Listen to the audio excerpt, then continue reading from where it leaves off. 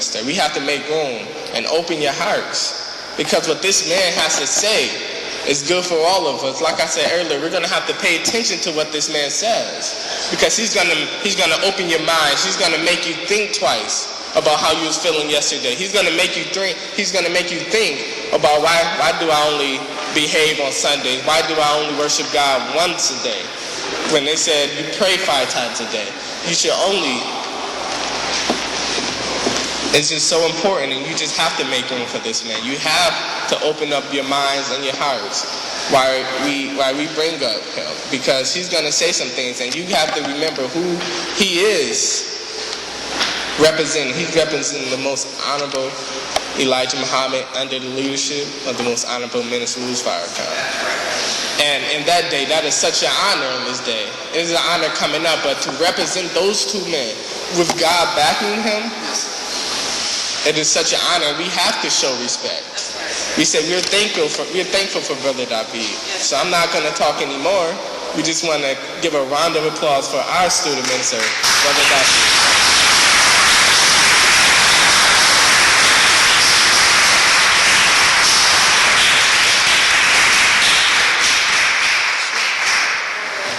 All praises due to Allah.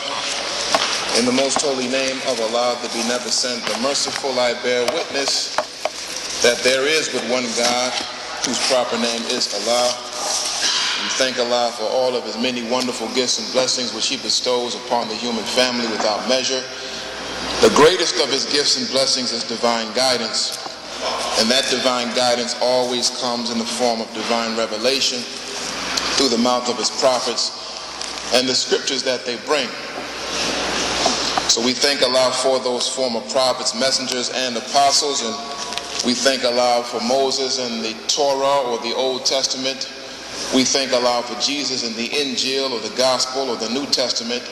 We thank Allah for Muhammad and the Holy Quran. Peace be upon all of the worthy servants and messengers of Allah. But brothers and sisters, we have to bear witness, we have to recognize from our own condition that if ever a people needed divine guidance and divine solutions and divine answers to be given to the problems and circumstances that we all suffer from, we know that black people in the wilderness of North America and throughout the earth are in need of that divine guidance. So we cannot say that Allah is all-seeing, all-knowing, and all-wise, but yet he can't see the need of our condition for divine revelation and divine intervention. And so we thank Allah for those former prophets, those former messengers and apostles, but we also thank Allah over and over and over again, and we can never thank Allah enough with just words for his divine intervention in our affairs in the person of Master Farad Muhammad, the long-awaited Mahdi, Savior, Redeemer, and life-giver that the whole human family has been looking for and waiting for to show up in the last days. We thank him for coming amongst us and for raising up a divine leader, teacher, and guide amongst us, his Messiah, his exalted Christ, the most honorable Elijah Muhammad. And for that man and his tremendous work and effort amongst us for over 44 years, laying a foundation and laying a base for the kingdom of God, that man whose heart is a heart after God's own heart. And so we thank the most honorable Elijah Muhammad for his long suffering patience with us, a hard-hearted, stiff-necked, and rebellious people, a people who are easily led in the wrong direction, but very hard to lead in the right direction.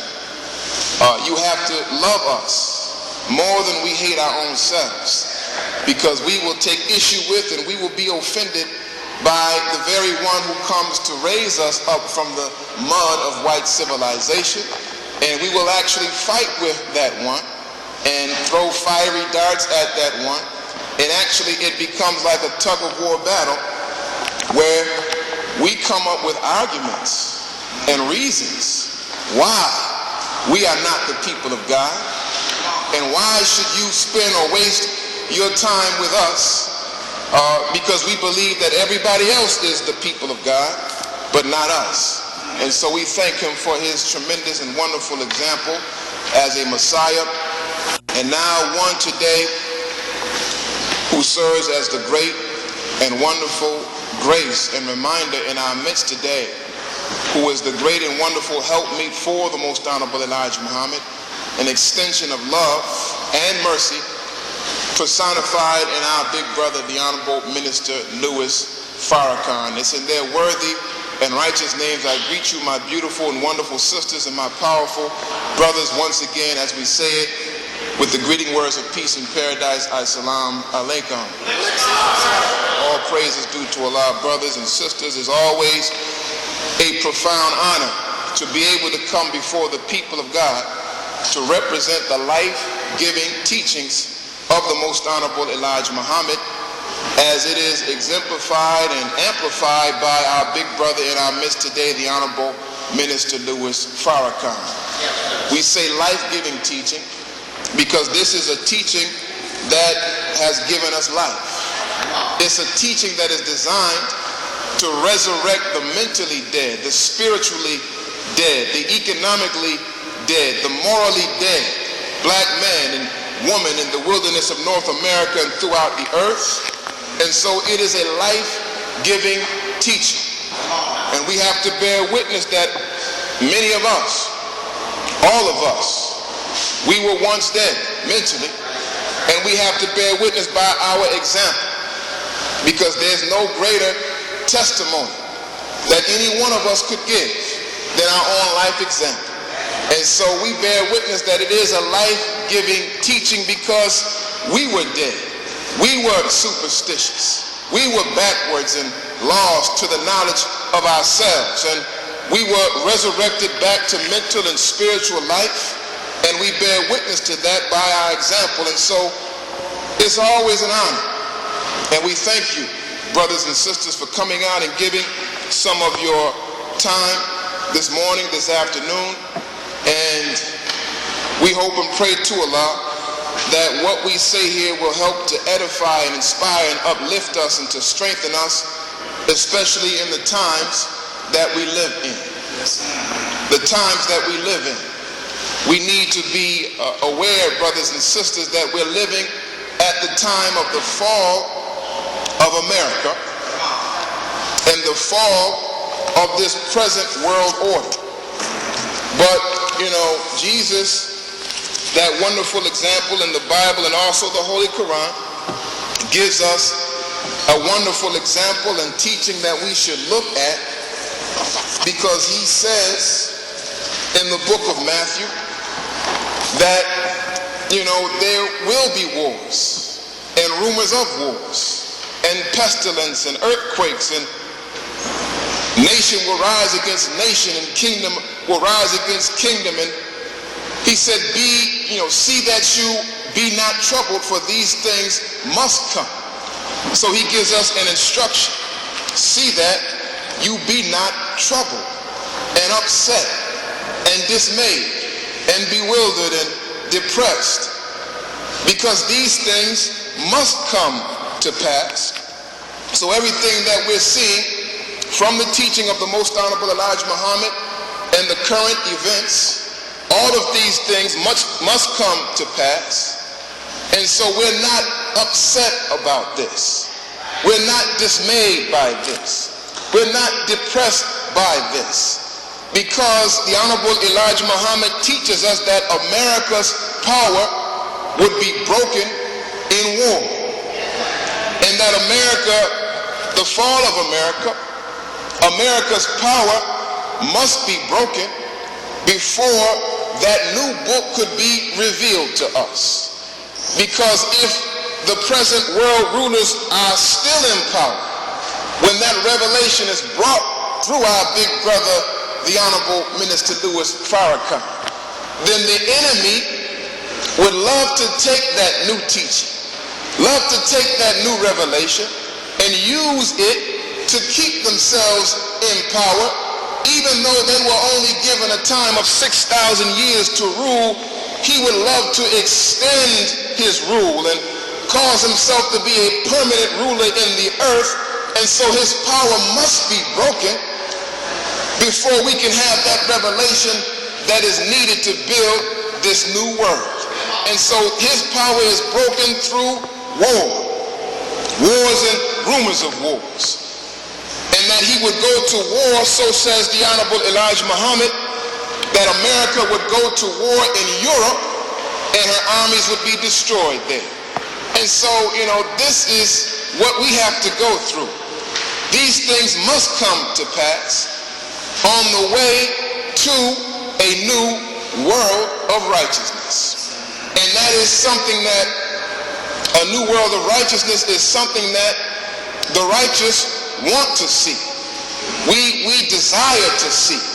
We're very desirous to see a new world, to see the present world go out and a new world come in. Because we have not fared very well in the present world. In this world, this is a world that takes strong black men and strong black women. If you are a courageous black man or courageous black woman, this is a world that wants to break a man and a woman like that, to trump up false charges on a man and woman like that, to put us in prison and to vilify us and discredit us in the eyes and hearts and minds of the people. This is a world that is so wicked that many of us would rather get drunk and get high and get, put ourselves into some type of stupor to try to numb the pain of what it is to live in a world like this. And so it's not a world where we should even talk about or look back on the good old days. We should not even have nostalgic reminiscence of the good old days, because never has there been a good old day when we were living in the days of our ignorance. And so we look forward to the good new days, not the bad old days in 2012. How can it be a good old day when we were drinking E&J and drinking whiskey and C&C and Hennessy and pouring out Henny for the ones that's not here today? How could it be a good old day when we had no knowledge of ourselves, living under the slave master's name, snorting cocaine, smoking cocaine, and shooting heroin, banging needles? How could that be a good old day? When we had no respect for ourselves and for our women, we had no knowledge of who God is. And we thought that our God looked like the very slave master who put us in the condition that we now find ourselves in. How could that be a good old day?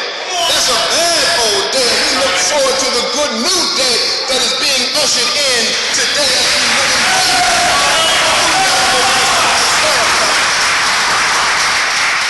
We should look forward to a brand new day, a new reality.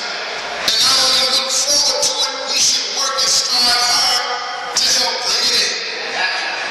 Each one of us should want to be the one to break our foot off up in the backside of this enemy, to give him that last push over the cliff, to kick him off the cliff.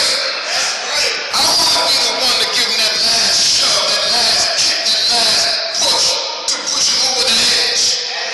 Because we, should not want to allow this enemy to linger, to hold on, to delay his doom, or to linger for any longer as he is now doing today, continuing to wreak havoc across the planet Earth. We should want to quicken the pace of his fall. The Honorable Elijah Muhammad teaches that the fall of America, he said that a falling object, when that object is met by a rising object, then the rising object breaks apart the falling object and breaks it to pieces. In the Holy Quran, Satan tells Allah to respite me until the day when they are raised. So the day when they are raised is a signal, it is a trigger, it is an indicator that Satan's day is over, his day is done. So we should want to hurry up and be raised, hurry up and be elevated, hurry up and stand up with no more delay, black man and black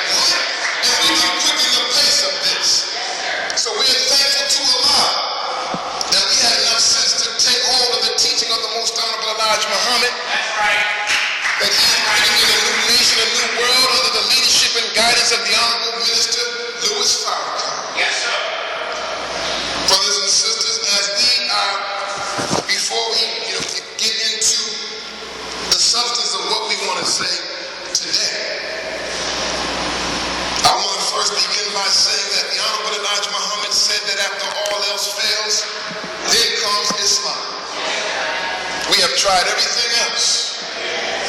We have tried to march. We have tried to picket and petition and sign petitions. We have tried to appeal to white folks. We have tried to sing to white folks, and we have recited poems. We have waded in, we have sat in, we have tried to kneel in and to crawl in and trying to get in where we don't fit in. That's right. We have gone to war in every battlefield that the enemy sent us to. Sent us to Vietnam, sent us to Korea, sent us to the Gulf War, Afghanistan, Iraq. We have tried everything. Fought in the Civil War, fought in the Revolutionary War. We have tried everything that we could. We have lied to try to appease white folks, to allow us some social equality in their world. We have tried to even, lay down in front of cars and trucks and form human chains. We have tried to have white folks as drinking partners. We have tried to have white folks as get high partners. We have gone to school and got degrees. We have tried everything, but the Honorable Elijah Muhammad said, after all else fails, then comes Islam. Then comes obedience. Then comes submission of our will to do Allah's will. We finally will throw our hands up and say, well, I tried everything. I might as well try obedience and submission of my will to do Allah's will. Because nothing else has worked for us. And so we know these teachings of the Most Honorable Elijah Muhammad have not really fully been tried yet. That's right. We should not say, that same old teaching. I've been hearing that teaching for 80 years. Some of us think like this. Some of us say, well, that's the same thing. The teaching of the Honorable Elijah Muhammad, Master Farad Muhammad's coming, has been 80 years now. Some of us are fed up and tired and worn out. I've heard that before. I've been hearing that. But how long has Christianity been in America? How long has the enemy allowed us to read the Bible? How long has the black church been in existence in America? So if you're going to complain about how long has the Honorable Elijah Muhammad been teaching in America, how long has Reverend Chicken Bone been teaching in America? How long has Reverend Chicken Foot been teaching in America? How long has Reverend Hallmark with the chicken juice running down his jaw? How many mega churches in America? How many 20,000 membership churches are in America right now? How many televangelists come on the TV screen every day in America? We can't complain about a little nation under that little man Elijah, but we only been here for 80 years, but Christianity has been in America for over 170 years. And we've been allowed to read the Bible. The Honorable Elijah Muhammad said that the people in the days of Moses, they should have been fair about things. Because they had a lot of questions for Moses, but they did not have any questions at all for Pharaoh. Is that right or wrong? Talk to me, black man, black woman. Moses shows up with Aaron to liberate and to free the children of Israel, to save them from their captivity, from their bondage, and to build or to cause them to go into a nation of their own under obedience and the law of God. He invites them from their shackles, from their chains, into freedom, justice, and equality. But they had 1,000,001 questions for that man. How come they didn't have any questions for the Pharaoh that had enslaved them, that had put them in bondage? They had no questions for him. So the Honorable Elijah Muhammad said, why did they not ask Pharaoh the same questions that they asked Moses and Aaron? Because they challenged Moses and Aaron. They said, who made you a God over us, Moses? Why did they ask Pharaoh that question? Pharaoh, who made you a God over us? We reject your rulership of us because you're causing us to try to make bricks without straw. Hard bondage. They had more of a right to questioned the Pharaoh, but what do we do today? We should ask the same questions of what we have been taught all these years. Because, I'm on Facebook, I'm online, I'm looking at the chat rooms, I'm looking at the young people online, and the questions that are raised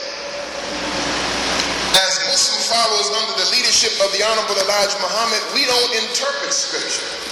We don't make up our own interpretations of divine revelation. Only a devil interprets Scripture.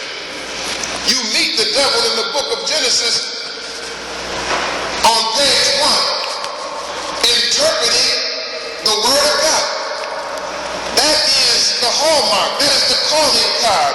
That is the modus operandi of Satan, is to interpret Scripture.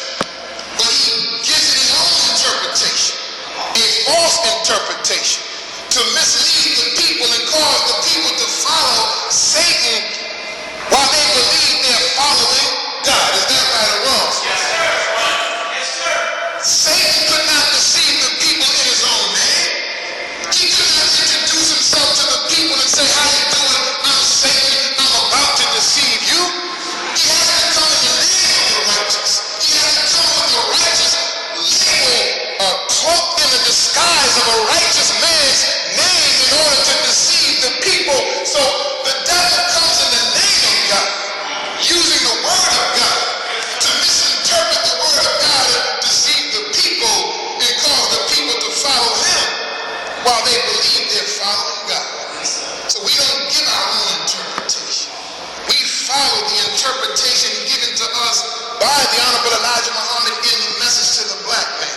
And our Savior has arrived in the fall of America, in the lectures and in the words of the Honorable Elijah Muhammad. And what you will find is the Honorable Minister Louis Farrakhan does not make up his own interpretation. He is only amplifying. When you amplify something, that's like taking a microphone and you are able to amplify and clarify the sound of it.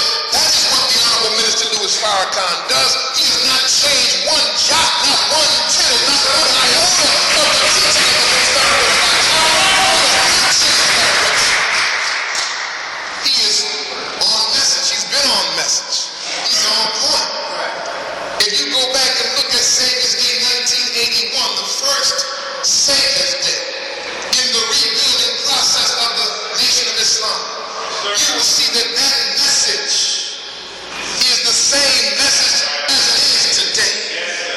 Then you got some of these crazy 24-karat crazy individuals who believe that Farrakhan somehow he was immature in those days. Now I can appreciate that he's mature now. Now I can listen to him now. He was mature in those days. He was far ahead of us in those days. But he taught in a way where he could teach to a people where we were. He needed to teach the way he was teaching. We would not have followed him with some old elevated, high, understanding of the word. He actually had to teach on our level. That's right. But he was on message all the way from way back when he was a young minister. So he has not changed the teaching at all.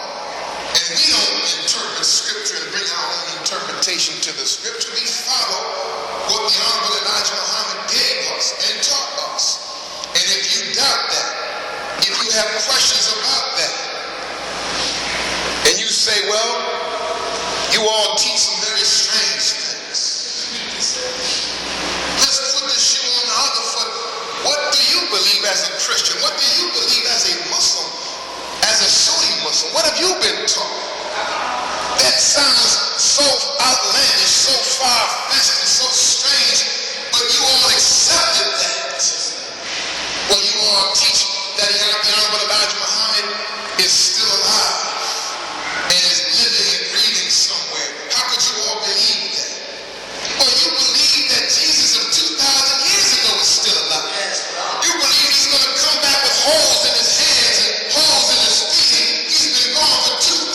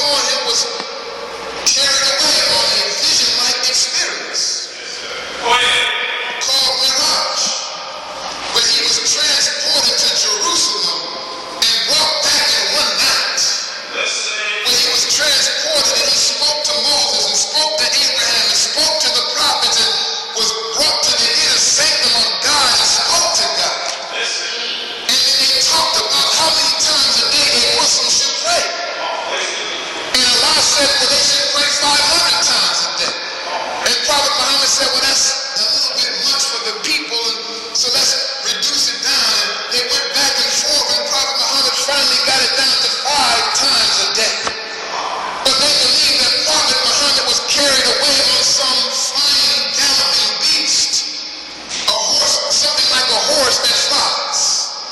But whenever you talk about the mother plane or the baby plane or the wheel that is in the sky, they will how could you all believe about a wheel? A flying horse carried Prophet Muhammad to Jerusalem, and one day it brought him back the same night. They get quiet when you start saying that. They go to up above them. You don't hear anything else from them. Christians believe and Jews believe from the Old Testament that Elijah did not die a physical death, but he was carried away by a chariot of flying horses. Not only a chariot of flying horses, but horses, a chariot that's on fire at the same time. But when you raise that issue, they don't want to talk about that. You believe in flying horses. You believe in a chariot on fire carrying a man into the sky. Elijah dropped his mantle and his student Elisha picks it up in the book of Kings. You believe that, but you want to ridicule what we believe. Yes, sir. In a flying wheel. And you believe that, Christians and Jews and Muslims, you believe that. Before, in the days when there was no such thing as a plane. So which one is harder to believe?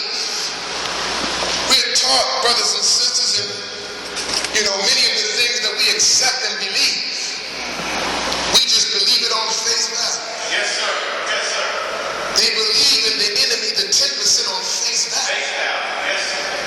The 85% know it rains, hails, and snows. Also hear it thunder above his head.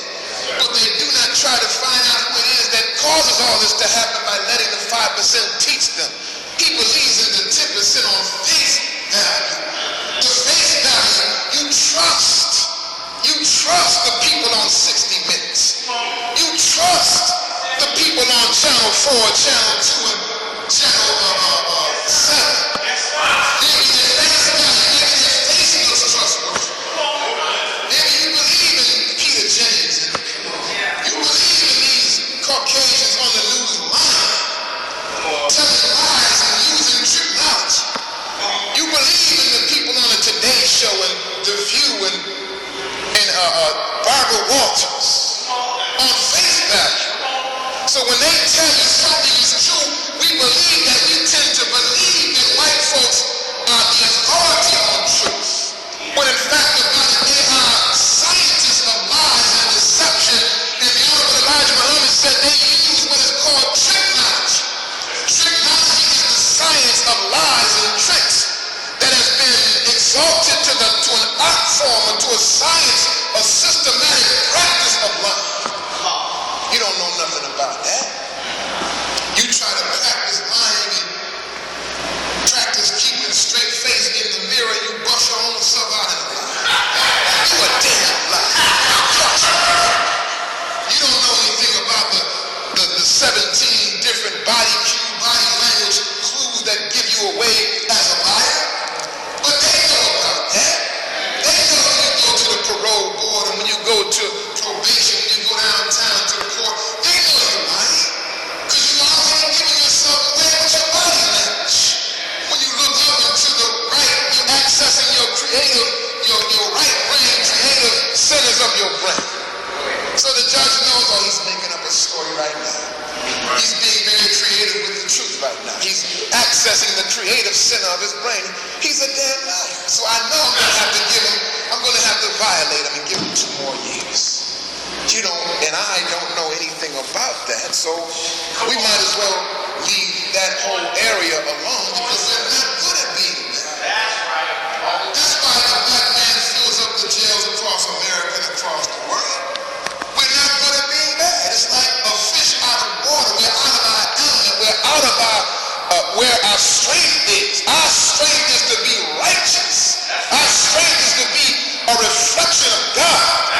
To reflect our divine nature. That is where we're strong. But anytime you catch us out of our element trying to be some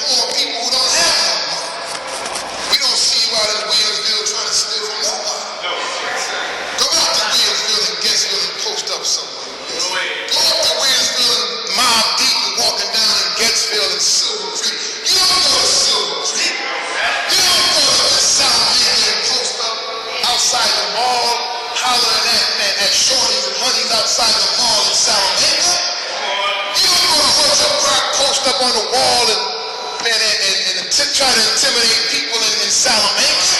You say that to the poor, hungry, naked, out of doors people, bones of your bones, flesh of your flesh, who don't have no money to afford you, and I stealing from them. Stealing silverware sets, going to hock it at the Jew, Jacob the Jew, or some Jew set up a trading post in the ghettos of America. We don't do that to white folks. So we just self-victimize our own selves. And we believe in this enemy on face value. But we should believe what the Honorable Elijah Muhammad taught us and follow his interpretation, because this teaching has only been in America for 8 years, and we have not really fully tried or applied the teaching. Our people have not fully examined and tried the teaching of the Most Honorable Elijah Muhammad. But we want to today stand up with boldness like never before.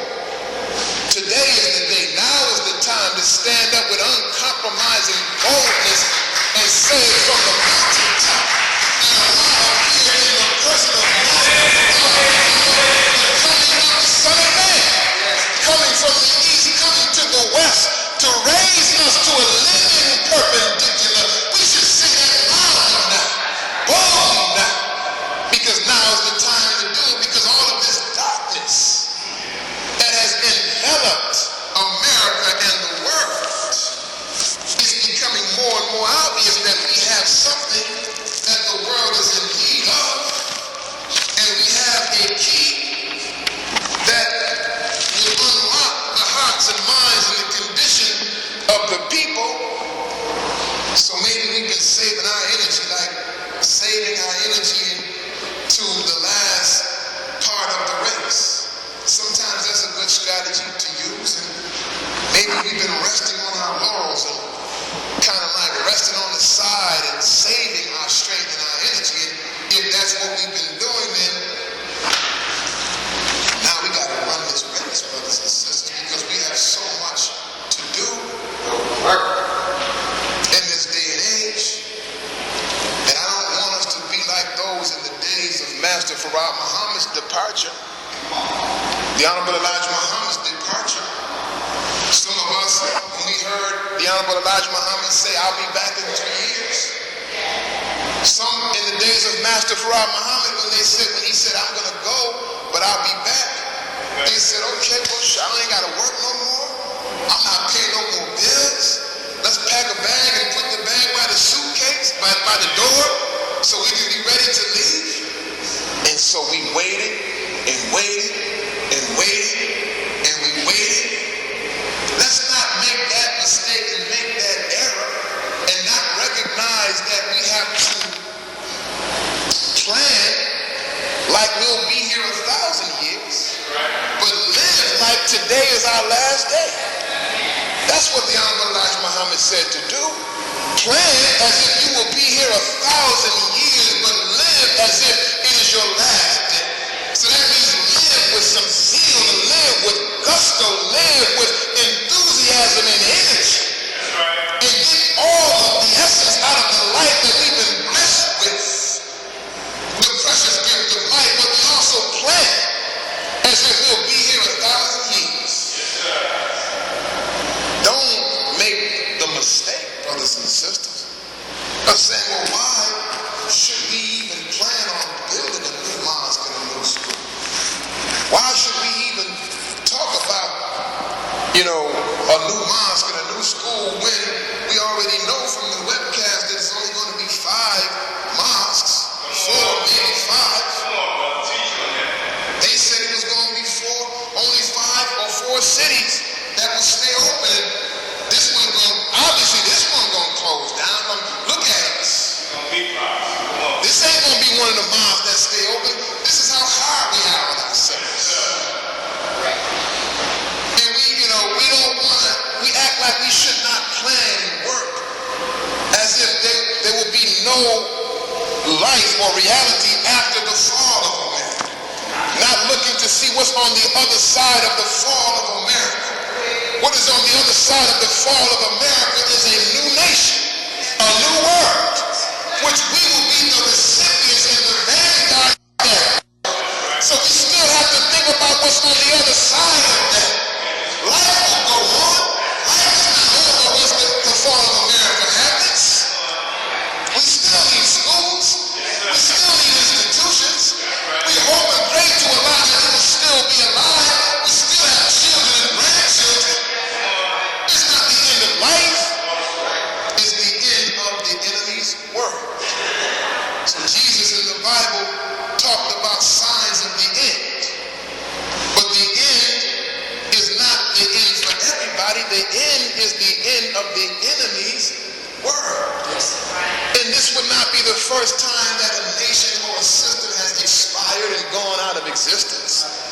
Where's the Romans at now? Where's the Greeks at now? Where's the Polynesians at now? Where's the Phoenicians at now? Where are the Moors at now? Where are these former great nations of people who are no longer here, but we are here? Life goes on. Building must go on. Planning must go on. And we hope and pray to Allah that we will be here and our seed will be here. But our seed will condemn us if we are so trifling and so petty and so short-sighted that we don't put something in place for our babies and our babies. They will condemn us and say, man, these trifling generation of people, they argued and fought with each other so much. They were so divided, they didn't put anything here for me to follow through on. That's why young people are very angry today. They know intuitively, innately, internally, they know that you are not the equal of this white man. They have institutions that they have built. Where's our institutions at? They have jobs that they provide, that they create for their people. Where's the job that you are creating? So they intuitively, they know that you're not equal to, the consumer is not equal to the producer. The tenant is not equal to the landlord. You're just a consumer. So they're angry. They know they have no future. So they're violent, they're cold and heartless and brutal. I was getting some work done on my car this past weekend. And I was talking to an older gentleman, 70-year-old man. He started saying about how he got robbed last night. He's 70 years old, selling cigarettes, selling cartons of cigarettes. They got $7. I said, how much did they get? $70. But they grabbed the man off the street and put him in a car and put a coat over his head and put a shotgun in his face. Took his shoes off. Took his little pump of $70 and then threw him out in the snow. So he's walking around barefooted in the snow, 70 years old.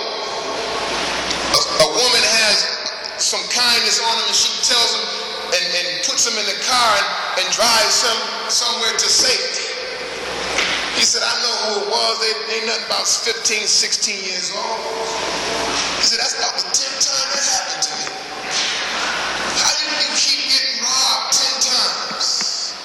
70 years old and 15 and 16-year-old young men who don't have a heart, who don't have compassion on an old man that is reduced to selling cigarettes, hustling in the snow and in the rain, trying to make a living because he don't got no pension, he don't have no check coming in the mail because he probably never worked a steady job. So, there's no compassion, there's no heart. A heartless, cold, and brutal generation because they know there's no job, there's no future for me. And they will condemn all of us and say, what did you all do? Respect you for what? Respect your elders. Respect you for what?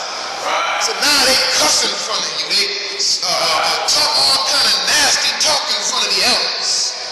They don't have an instilled respect and reverence for the elders, as the Bible says, reverence the womb that bore you and reverence and respect your elders.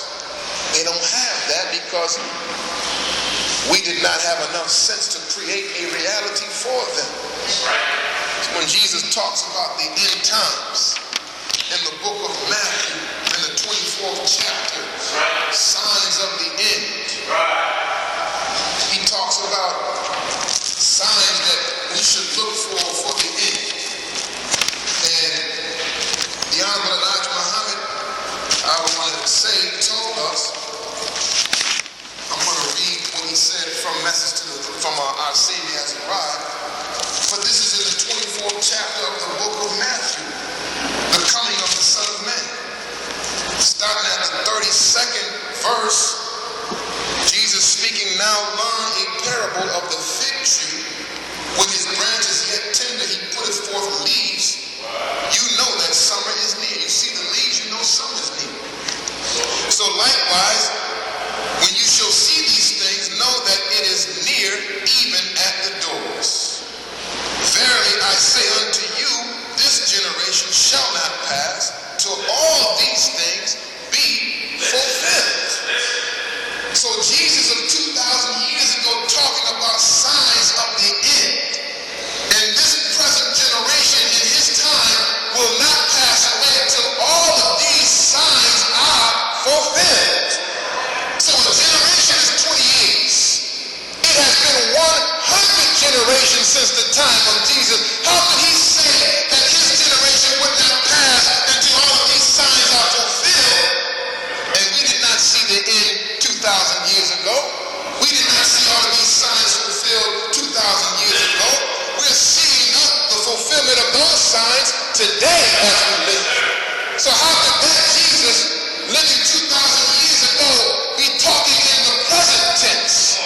We believe that he's talking in the future tense. And as the Honorable Elijah Muhammad said in this book, and as we talked about last time, that Jesus is a son. And he says this. The Honorable Elijah Muhammad says Jesus' history refers more to a future Jesus than the past. Jesus' history refers more to a future Jesus than the past. There is a prophecy of a son being prepared to redeem man, the so-called Negroes. This Jesus made his appearance in 1930, and his work is now in the So that Jesus is a sign of the coming of Master Farad Muhammad. That is a sign of the Messiah. Jesus is a sign of the Minister News. And the enemy knows that the Honorable Elijah Muhammad is the Messiah. And he said much in his book and his files and memorandum of the counterintelligence program. The enemy knows that the Honorable Elijah Muhammad need to have everything approved and sanctioned and accepted by white folks before we will accept and approve it. So the enemy said under Hoover and the FBI, they said that the Messiah could be four men. It could be Malcolm X, be Stokely Carmichael, who became Kwame Ture. It could be Martin Luther King, or it could be Elijah Muhammad. Talk to me, brothers and sisters. He narrowed the Messiah down to four possibilities. In the Bible, Herod knew who Jesus was. A man coming to upset his rule and authority. In the Bible, Pharaoh knew who Moses was. His true role and nature. So it is today that the government knows who the Messiah is. He knows, but the question is, do you know? Do we know? Do our people know? And if we don't know, then he knows that we will never come into a full knowledge of who and what we are, and what our role and what our destiny is. So he narrowed it down to four men. Is everybody all right? That memo came out. I read the memo last time I was before you. That memo came out March 1968. And that Malcolm X had already been assassinated in 1965. So they go on to say, well, Malcolm X could have been such a messiah, but he is the martyr of the movement today. They acknowledge that he is now dead, so that leaves three men who could possibly be the messiah. They say that King could be a real contender if he abandons his obedience to liberal white doctrines. This is March 1968. They feel threatened by King. He could be that if he abandons liberal white doctrines. In parentheses, non-violence. They say that Stokely Carmichael has the necessary charisma to be the Messiah. Elijah Muhammad is less of a threat because of his age. So they kind of rule out the Honorable Elijah Muhammad because he's a little old. But as we said before, he's not the Messiah because of his physical strength, his physical stature. He's the Messiah because of what he has in his heart, what is in his mind. And if he is able to transmit that into a new body, into a new person, a younger representative, then the Messiah is still with us, being guided and directed like a guided missile in the person of the Honorable Minister Louis Farrakhan. It's not hard to fool a fool. It's not hard to deceive a fool. And if we taught them some of the forgotten trick knowledge, they only had some. Musa taught them some of the forgotten trick knowledge. Is everybody all right? So that means that we know we taught them trick knowledge. That means that we know how to fool a fool. God knows how to fool a fool.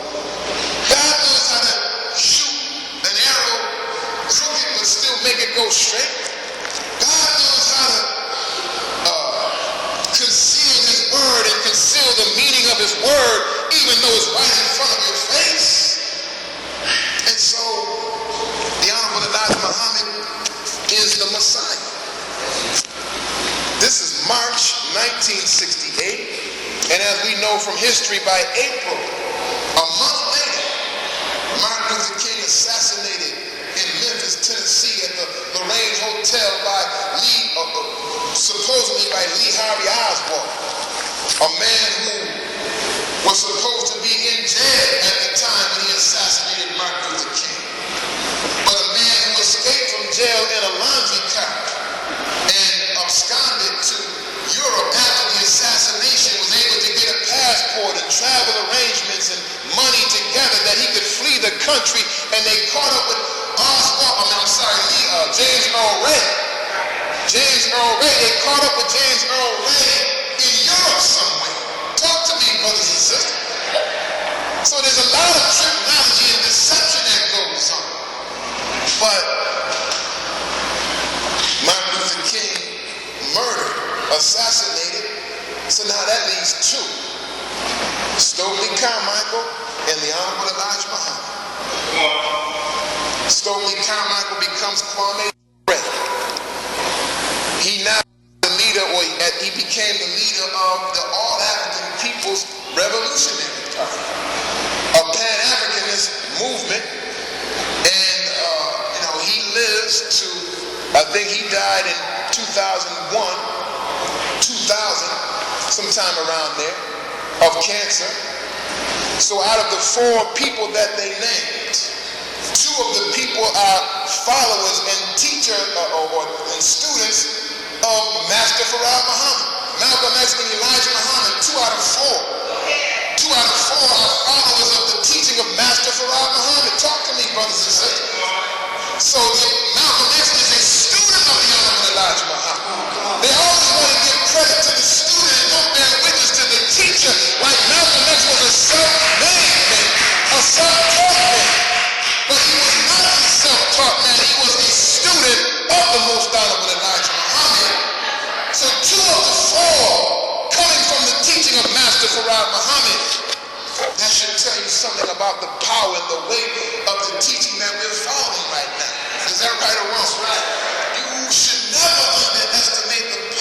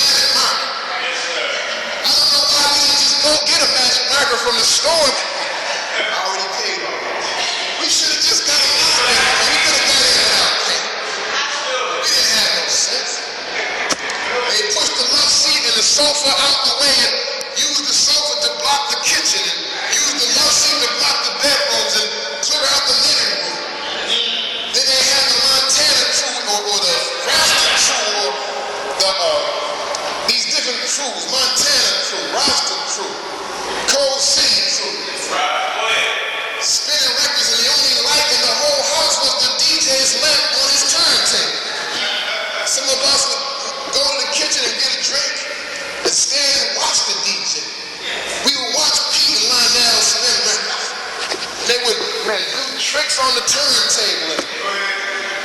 We used to just watch Lionel with the Montana crew. Then we used to go to the Blue Room with the Ralston crew. Ain't no party like a Ralston crew party.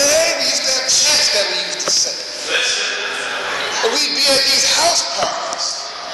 No lights in the place. We see a strange woman. We don't even know this girl. You want to dance? Yeah, I'll dance. And then we out there dancing and trying to get close up on the sister dancing, and somebody would make a mistake and turn the light on by accident. Then you would see who you've been dancing with all night. You ain't look like that in the darkness. So the curl sweated out. Jerry curl activator sweated out. All of mascara running and sweated your perm out. So now you try to ease away from her as quick as you can. Somebody turn that light off. Turn the light off. We like cockroaches that when you turn the lights on and cockroaches go running. Is that right or wrong? Walking back and forth. We did all these things in the days of our ignorance. We have to bear witness that we've been resurrected mentally, spiritually.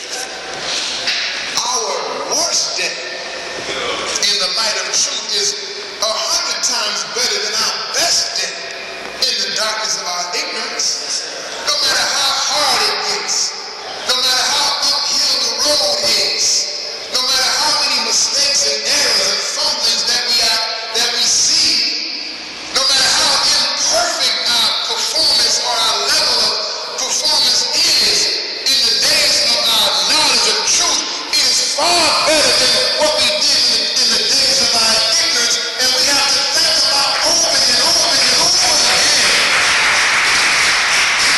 He allowed us to be cleaned up and shined up and polished up in the light of truth, following the true Jesus in our midst today, the Honorable Minister Louis Farrakhan.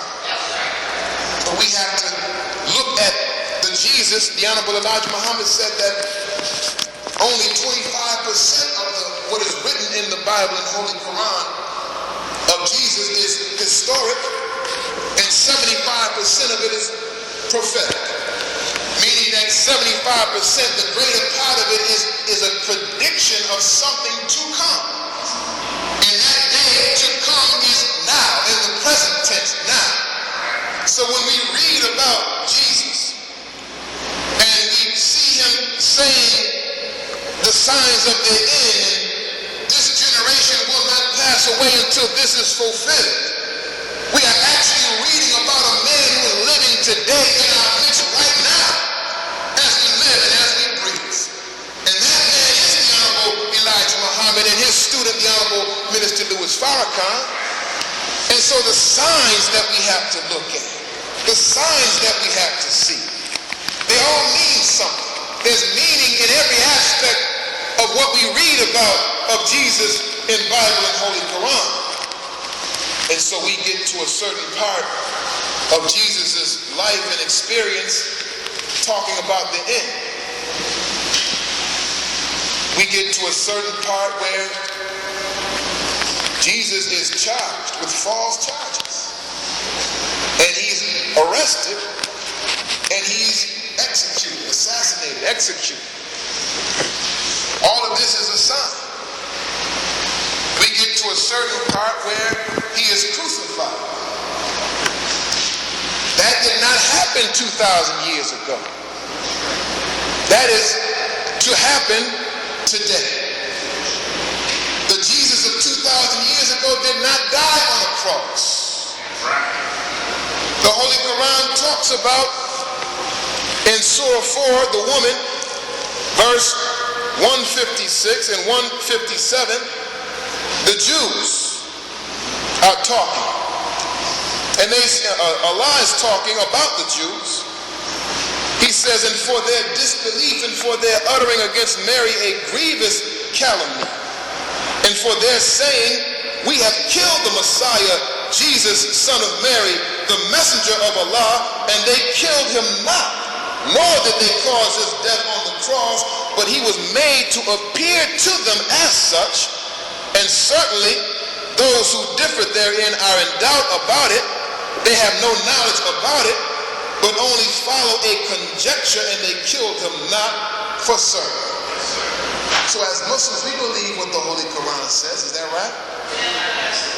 There is a controversy over whether or not Jesus was killed on the cross. This is not, here we are in Buffalo, little Buffalo on the east side. But this controversy is a big discussion that goes on around the globe. This controversy has been raging whether or not Jesus survived and he fled and went to another country. Scholars talk about this. The Honorable Elijah Muhammad said that he would not give 2 cents for all of the collective scholarship of all of the scholars of religion, because they are responsible for the division in religion. But you and I have to ask some questions. Why is the headquarters of the Christian church in Rome? The Pope is in Rome. Jesus was born in Palestine. He did most of his work in and around Jerusalem. Why would not the headquarters for the Christian church be in Palestine? Why wouldn't it be around the birthplace of Jesus and the work where he did most of his work at?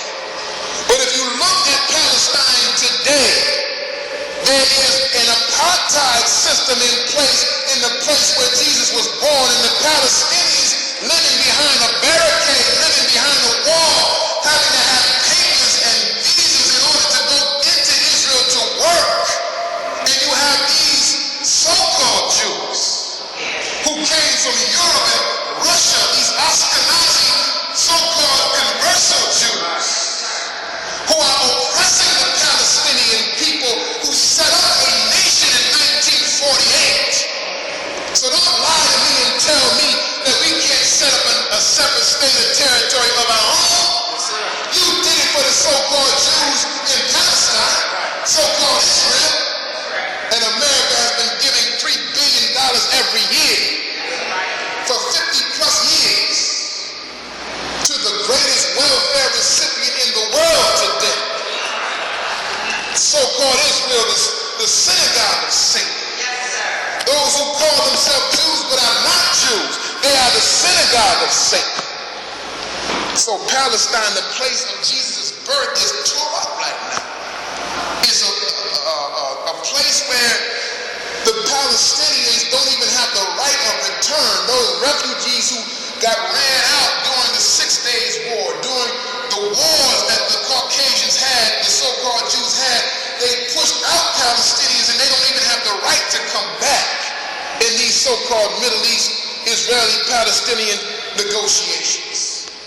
It would make more sense if the headquarters for the Christian church was set up in that part of the world.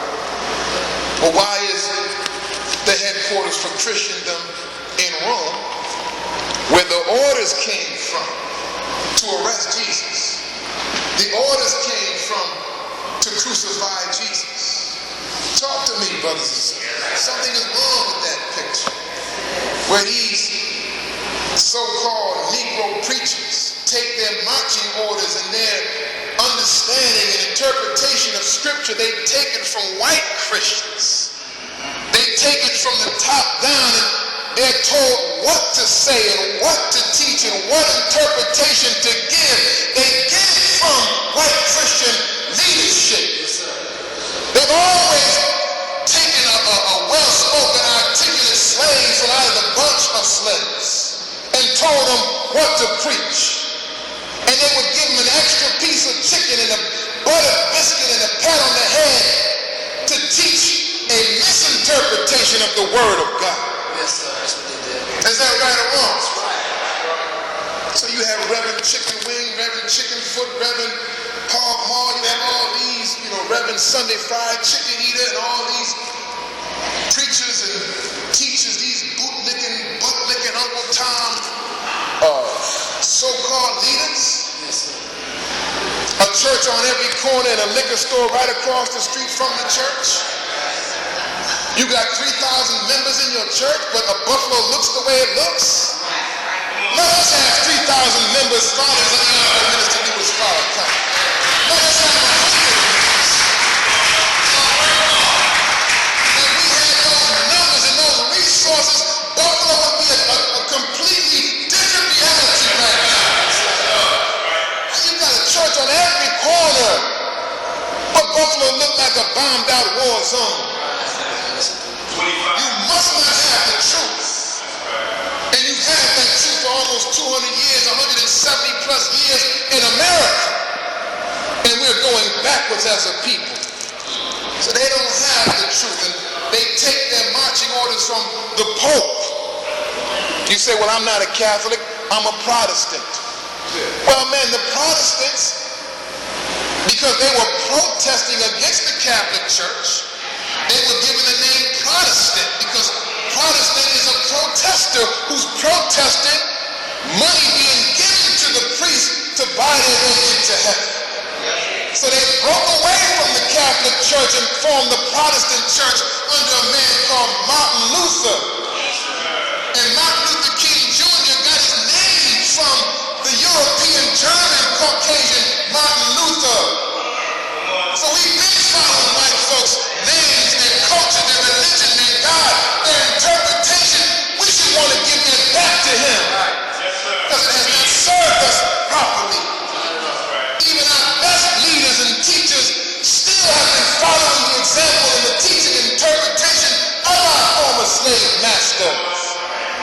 But Martin Luther, the Protestant Reformation, they broke away. But yet still they were Caucasians, white folks. And, you know, the Protestant headquarters of the world is the Archbishop of Canterbury in Europe somewhere, underneath white folks. So when white folks said we could read the Bible, they were very careful about what we should be taught about the Bible. Slaves, love your master. Slaves, be obedient and be good to your master. If they smack you on one cheek, turn the other cheek to them. If they tell you to go 1 mile, you go 2 miles. If they take your shirt, give them your pants too. All of these masochistic kind of teachings where we would subject ourselves to abuse from the slave master. So we've been following this slave master, former slave master, but after all else fails, then comes Islam. The headquarters for the Christian church in Rome somewhere. That should let us know about what kind of interpretation we're getting from the leadership, Christian leadership. So after all else fails, then comes Islam. And we have been taught and we know that Jesus of 2,000 years ago did not die on the cross. But the Holy Quran says, and it gives us in Surah 4, in the footnotes, I want us to all go and read it, that the Bible gives us 14 places. 14, Brother Anthony. I know, Brother Anthony, you love a good mystery to unravel the mysteries of these conspiracies. But it gives us examples in the Gospels that really show us that Jesus didn't die on the cross. He escaped death. And it says that Jesus, in the footnotes, the Gospels contain clear testimony showing that Jesus escaped death on the cross. The following points may be noted. Number 1, Jesus remained on the cross for a few hours only. In Mark chapter 15, verse 25, John chapter 19, verse 14. He was on the cross for only a few hours, but death by the crucifixion was always tardy. It always took a long time. Number 2, the 2 men crucified with Jesus were still alive when they were taken down from the cross. The presumption is that Jesus too was alive. Number 3, the breaking of the legs was resorted to in the case of the 2 criminals, but dispensed with in the case of Jesus. John 19, verse 32 and 33. Number 4, the side of Jesus being pierced blood rushed out. This was a certain sign of life. Number 5, even Pilate did not believe that Jesus actually died in so short a time. Mark chapter 15, verse 44. In other words, when they came and told Jesus, there was a rich man named Joseph who said, I would like to take the body of Jesus and I would like to embalm it and put it in a tomb. And Pilate said, is he dead already? I don't think he's dead yet.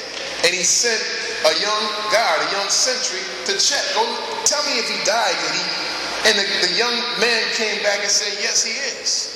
So Joseph was a wealthy disciple of Jesus, a rich man. It sounds like the young sentry and the rich man and some other people knew something that were in on something that Pilate was not aware of. Then it says Jesus was not buried like the 2 criminals. Number 6, he was not buried like the 2 criminals, but was given into the charge of a wealthy disciple of his who lavished care on him and put him in a spacious tomb hewn out of the side of a rock. Matthew 15, verse 46. When the tomb was seen on the 3rd day, the stone was found to have been removed from his mouth. A natural rising, which would not have been the case if there was a supernatural rising. Number 8, Mary, when she saw him, took him for a gardener. Jesus was in a disguise. John chapter 20, verse 15 shows that when Jesus had disguised himself as a gardener, such a disguise would not be needed if Jesus had risen from the dead. Number 10, it was in the same body of flesh that the disciples saw Jesus, and the wounds were still there deep enough for a man to thrust his hand. John 20, verse 25 through 28. Number 11, he still felt hunger and ate as his disciples ate. Luke 24, verse 39 through 43. Number 12, Jesus Christ undertook a journey to Galilee with 2 of his disciples walking side by side with him. Matthew 28, verse 10, which shows that he was fleeing for refuge. A journey to Galilee was not necessary to rise to heaven. Number 13, in all post-crucifixion appearances, Jesus is found hiding himself as if he feared being discovered. Verse number 14, Jesus Christ prayed the whole night before his arrest to be saved from the accursed death on the cross. And he also asked his disciples to pray for him. The prayers of a righteous man in distress and affliction are always accepted. He seems to have received a promise from God to be saved, and when it was this promise he referred to when he cried out on the cross, my God, why hast thou forsaken me? So it goes through 14 different examples that is right there in black and white. If we could just not go by our Bibles, but go into the Bible and see what it says. The problem is we've been going by our Bibles too long. We've been walking by it, running by it. It's sitting on the table, on the shelf, but we don't go into it to open it up and see what it says. But Jesus, according to all of these points of scripture, escaped death on the cross. And this is a sign of a future man who it will appear as if he is dead, but will not be dead. But people will have conjecture. A conjecture is speculation. A conjecture is a half-truth or a guess or hypothesis which people argue and debate about. But it's only conjecture and they're not certain about it for sure. The same kind of speculation will go on when the Honorable Minister Louis Farrakhan departs from us. The same kind of emotional reaction, we should try to avoid that, brothers and sisters. As we know that he's going to be with his Father, we know it will appear that he is dead, but he escapes death, a narrow escape from death, as his Father before him did. And he said that if Master Farad Muhammad had not shown me how I was going to escape, I would have no hope at all. And so we're at a time where we're approaching Savior's Day. And we know that the Honorable Elijah Muhammad departed from us on Savior's Day. And we know that he told us that if Master Farad Muhammad can't save me, you know he can't save you. So it was on Savior's Day, 7 carried away and saved from what appeared to be his death. And likewise his son, his spiritual son. No man knows the hour. We don't know when. But we do know, brothers and sisters, that this future Jesus, this sign in the Bible, is being fulfilled today in our big brother, the Honorable Minister Louis Farrakhan. And we just have to wrap it up, brothers and sisters, by saying that I said before that the orders came from Rome to arrest and to charge Jesus and to execute Jesus. But in reality, it was a group of Jews that instigated Pontius Pilate, which Pontius Pilate is the governor of that area. He represents the government. But the Jews instigated the government to move on Jesus. At a certain point, Pilate said, look, this man has done nothing wrong. It's not lawful for me to put him to death. And the Jews in the Bible, in the book of Matthew, Mark, Luke, and John, they say, well, let his blood be on our heads and the heads of our children. And then they say, well, let's let the people decide. So even if the orders came from the Roman government, even if the Jews instigated the government against Jesus, in the final analysis, they put it back on the people to decide. And the people chose Barabbas over Jesus. When they said, which one you want to crucify and which one you want to save, the people said, give us Barabbas. What about Jesus? Crucify him. So when it's put back on the people, you have to now look at what was done to the people of propaganda, of lies, of slander that would turn the people's hearts and minds against a good man who did good works among the people. What would it take to turn the hearts of a people who benefited from the teaching of that man? Maybe it took too long. Maybe we didn't get enough money. Maybe, we poor, hungry, naked, and out of doors. Maybe, he living well, but we not living well. Maybe, I'm suffering from our bearing of witness to the truth, and I didn't expect to be suffering, and so that could be used to turn us.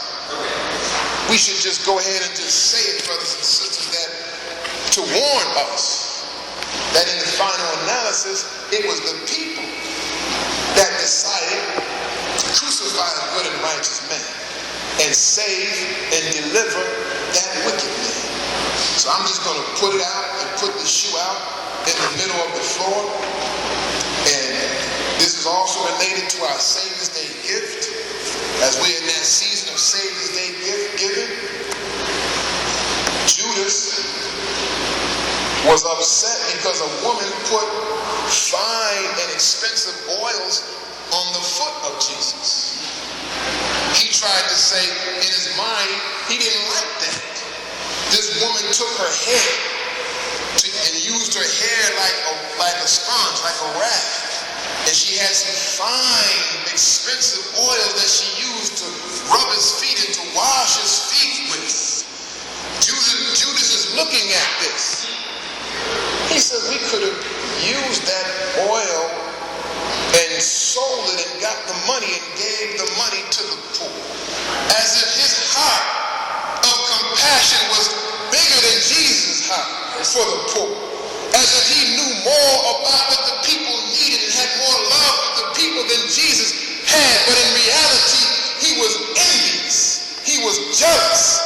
He was disappointed and upset because Jesus had already determined that he was going to go to the cross and be delivered up. And Judas had a mercenary disposition.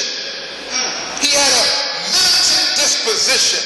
He had a mindset that he did not agree with the way that Jesus was going to go and the plan that Jesus had. So he had to cloak it in some type of righteous, noble motive.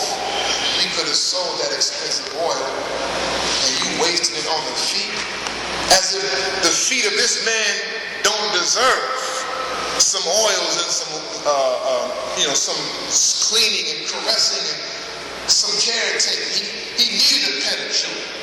Walking around with sandals on, and in those days in Palestine, all kind of rocks and whatnot, and sand and mud and whatnot. This was not a lightweight job in those days to clean a man's foot. All kind of mud is probably caked in, and sand and pebbles and whatnot caked in under his toes. They didn't have orthopedic doctor shows and whatnot. He might have had some hammer toe or something. They didn't drive, they walked everywhere. So your feet were well worn and well used in those days. So that was a job that she had to get all that stuff off of his feet. But Judas thought that the money would be better spent. The resource could be better used. Why? And so this is the thinking that we have to be on guard against, because Judas is not just an individual, but Judas represents a mindset. Yes, sir. The 12 disciples all represent different aspects of the brain of one person. You got a doubting Thomas, you got a Peter, you got a Matthew, you got a Mark, you got a Judas. You have a whole spectrum of 12 disciples. Jesus being 13, you got 13 tribes, 12 tribes. A 13th tribe was the lost tribe. But you have all these different individuals representing 12 different potential mindsets. Don't be a doubting Thomas. Thomas doubted Jesus. But Judas was a betrayer of Jesus. And his heart had gone away from Jesus. And he was gone from the presence of Jesus at the most critical hour in the Garden of Gethsemane. So I'm saying all of that to say that in this day, in this season, as we wrap up with talking about the Savior's Day gift, in this time and season of Savior's Day, the Quran says that the devil threatens you with poverty and enjoins you to be niggardly. Enjoins you to be niggardly, meaning that he encourages, he welcomes, he reinforces, he persuades you into niggardliness. Niggardliness is stinginess, tight-fistedness, not wanting to give because you're threatened by poverty. So now when you're threatened by poverty, now you want to be clenched fist with what little bit that you have. And we don't have a whole lot. He threatens you with poverty and enjoins you to be niggardly, but you can't receive anything in a closed fist. You can't be enriched or blessed with a closed fist. And many of us make the mistake to say, well, I don't, it's an economic straightness right now, I don't really have it to give. So this enemy is threatening us with poverty and joining us to be niggardly. But Allah says that, the Quran says that Allah promises you abundance and forgiveness from himself. We all want abundance. We all need forgiveness. Our wants and needs are not the same thing. We want abundance, but we need forgiveness. So if the enemy threatens you and I with poverty and enjoins us to be niggardly, but Allah promises abundance from himself and forgiveness, we should go with what Allah promises rather than what the enemy threatens us with. I'm not going to let a pale-faced, stale-faced, weak-boned, stringy-haired Johnny come lately on the planet threaten me with niggardliness or threaten me with poverty. I came into this world with nothing. I came into this world naked without a stitch of clothing on. I go out of the world the same way. But everything I got coming into the world, I was blessed with from a mighty, wonderful, and abundant God. I was blessed with a wonderful mother who taught me from the cradle wonderful, valuable lessons.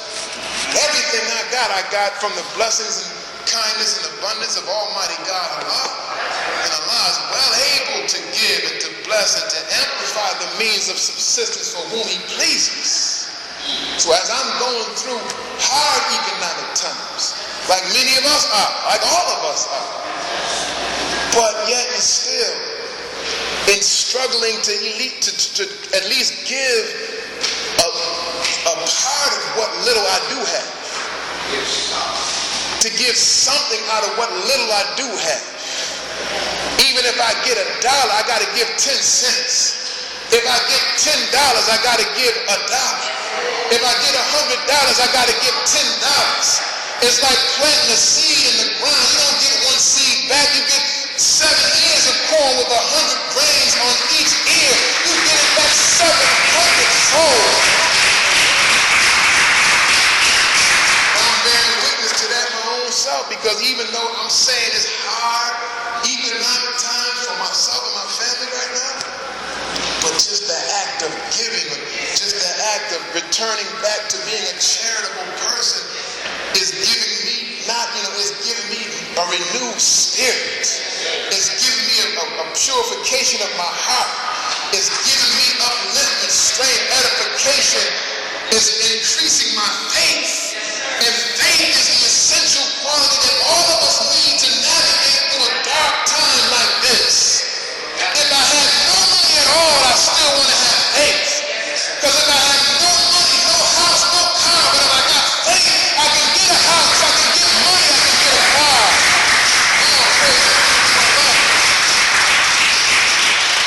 So faith is the essential quality that I want to have, and that all of us should want to have. So since the God tries us once or twice severely every year, let's try the God. Let's try him like he tries us. So I have to bear witness that my spirit is very high. My spirit is very good in spite of.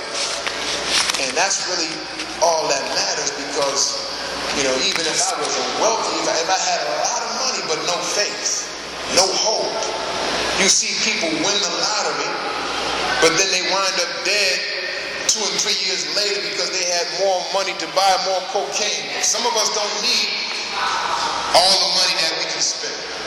The only thing that's keeping us alive right now is because we don't have enough money to kill ourselves. If I had the money, I might fill up my liquor cabinet with all kinds of liquor. If I had the money, I might buy the best raw dog heroin and wind up ODing on heroin. If I had the money, I might want to fly all around the world and engage in all kind of eating and promiscuous lifestyle. Is that right? That's right. Maybe if I had the money, I could have a secret life somewhere.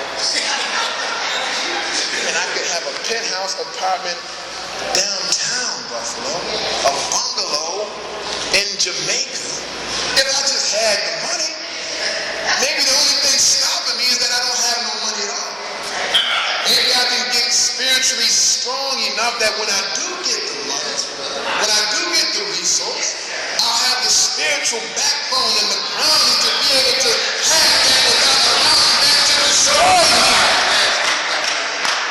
All praise is due to Allah. So, I'm thankful to Allah, and I'm bearing witness to Allah, and I'm striving to complete my Savior's Day gift, complete my Salam gift drive. Last week, brothers and sisters, we were number 2 in the Eastern region for combined Savior's Day gift and overall charity. Number 2 out of 18 states. Little old Buffalo was number 8 in the whole nation in our charity last week. So let me tell you a city mark. I look down, we're number 8 in the whole country. So we up there in the top 10. But that changes every week, brother.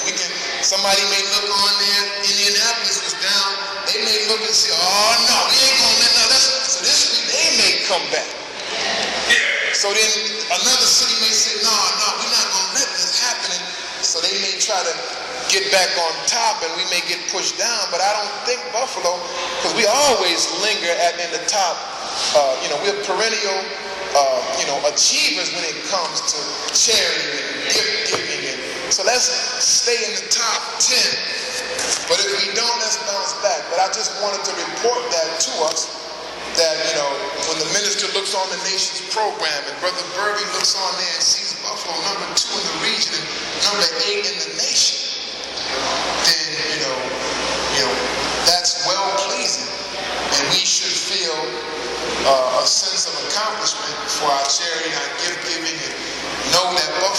a lightweight, small-time city when it comes to our importance in the nation of Islam. And so, let's continue in that way. And let's utilize whatever tools that we have that's been given by headquarters to go out and to raise our Savior's Day gift. We got the goal has been readjusted, and our goal is $61,000 for Savior's Day gift for the city. And that's up from, it's always been 28,000, 30,000 every year in that area. But now it's $61,000. They said Brother Burby on the webcast said don't flip out now, don't get twisted out of shape. We're just going to give you a target that reflects your numbers. So ours is $61,000, which is like more than double what it usually has always been. So we're going to have to utilize whatever tools that have been given.